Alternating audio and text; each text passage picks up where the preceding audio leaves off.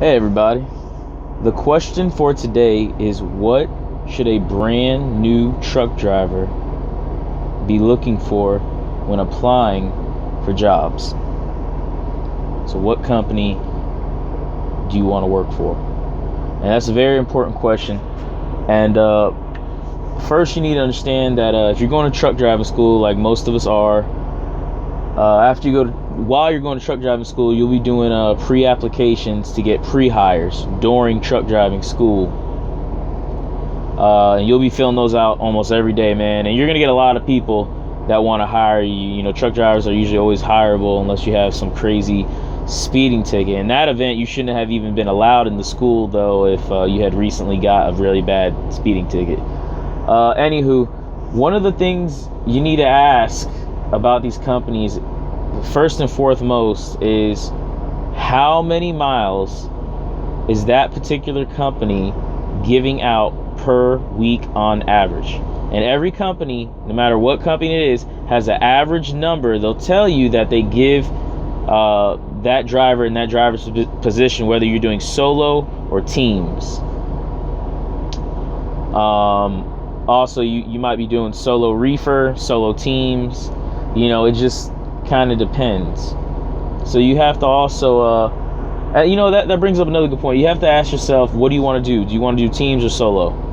There's a lot of money to be made in teams. However, teaming with a stranger can be frustrating if you guys don't get along. My suggestion, if you're Hispanic, you speak Spanish, try to get on with someone who speaks Spanish. If you're Haitian, try to get on with another Haitian person that speaks Creole.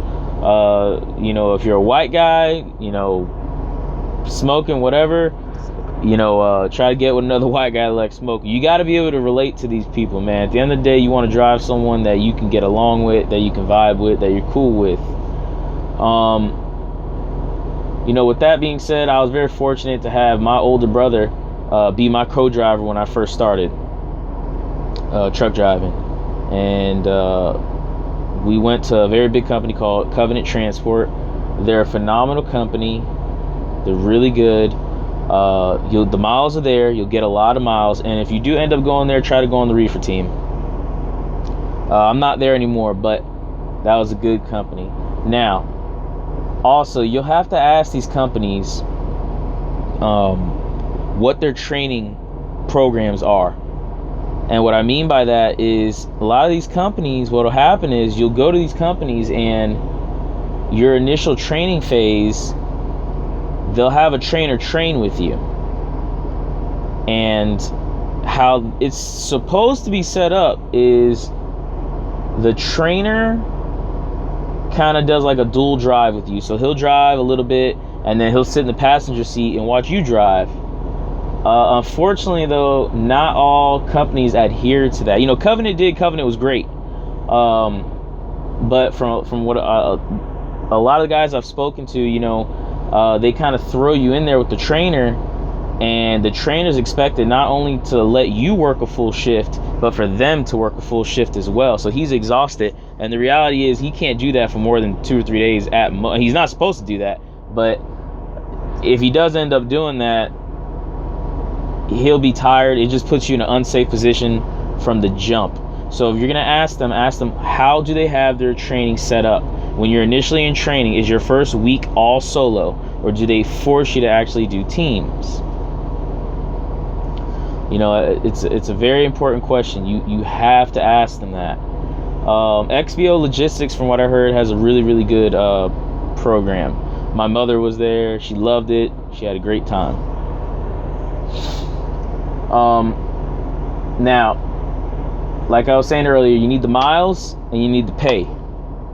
When you're first getting into training, the pay and miles don't necessarily matter that much your first month, because that's normally the training span, that first month. So every company has their own criteria. Some want you to drive 10,000 miles, some want you to drive 12,000 miles, some want you to drive 6,000 miles, 2,000 miles, some want you to drive in all 4 terrains, some want you to do specific things before they bump you up to a driver status. It's a bunch of bullshit, but it's to make you be proficient at your job, and be safe. And that's the most important thing, is being safe.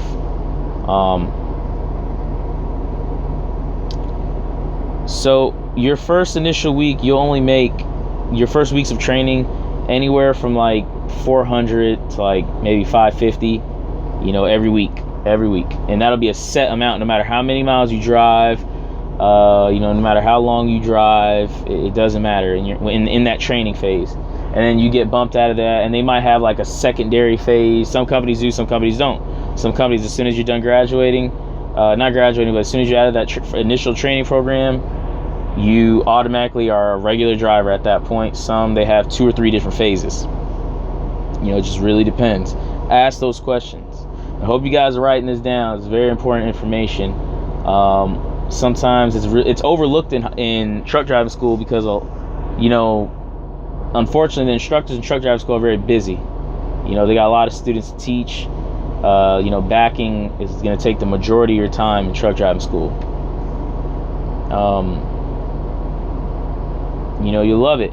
And never get afraid if your trainer asks you to do something safe, which a lot of trainers do, because trainers feel very entitled to a truck that's not even theirs. It'll be the truck that they're assigned, but they don't own the truck or anything like that.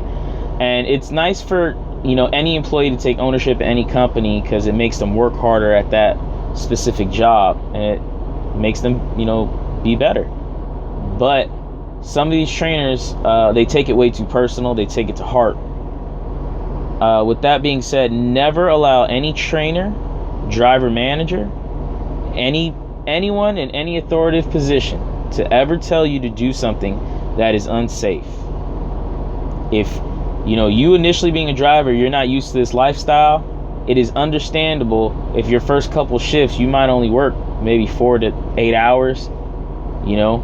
They shouldn't, if you feel you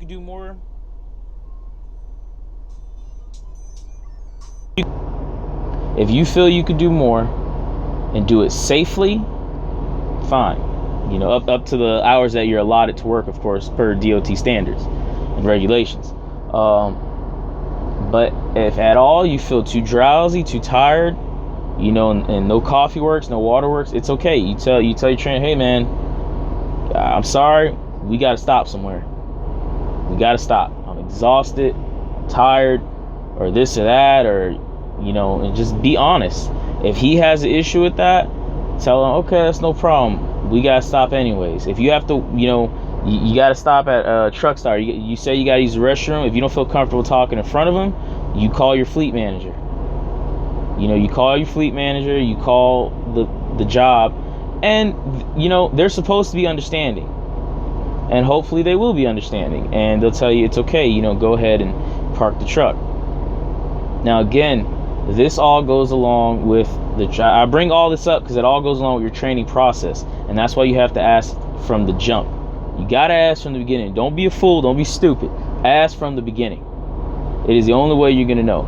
But like I said, a lot of these companies, they'll put a brand new driver in the truck with a trainer.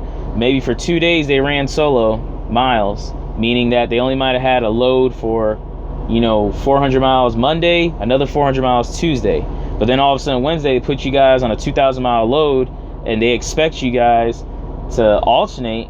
Him sleep, you drive, which you might not be that comfortable. I mean, you're brand new truck driver. You might be in total weight 80,000 pounds with tractor, trailer, and all the freight combined in there. So question everything. And if someone's a professional and they truly know what they're doing, they don't mind you questioning them because they know what they're doing. You can ask them any question. Don't be afraid. You need to have the courage and bravery. And as a new driver, a lot of these drivers are so afraid. I want to impress the boss. I want to impress the trainer. Yes, it's fine. You should want to impress, of course. Impress yourself. But make sure if you're going to impress anyone, do it safely. That way you can impress someone the next day. Because they ain't going to impress nobody if you're lying dead on the side of the road or off the side of a mountain. No one can find you because it's wintertime. You got snowed up on and no one knows where the hell y'all at. But y'all dead. So, that's my advice, guys. I'll see y'all next time. God bless. Stay safe. Comment, subscribe, share, all that bullshit.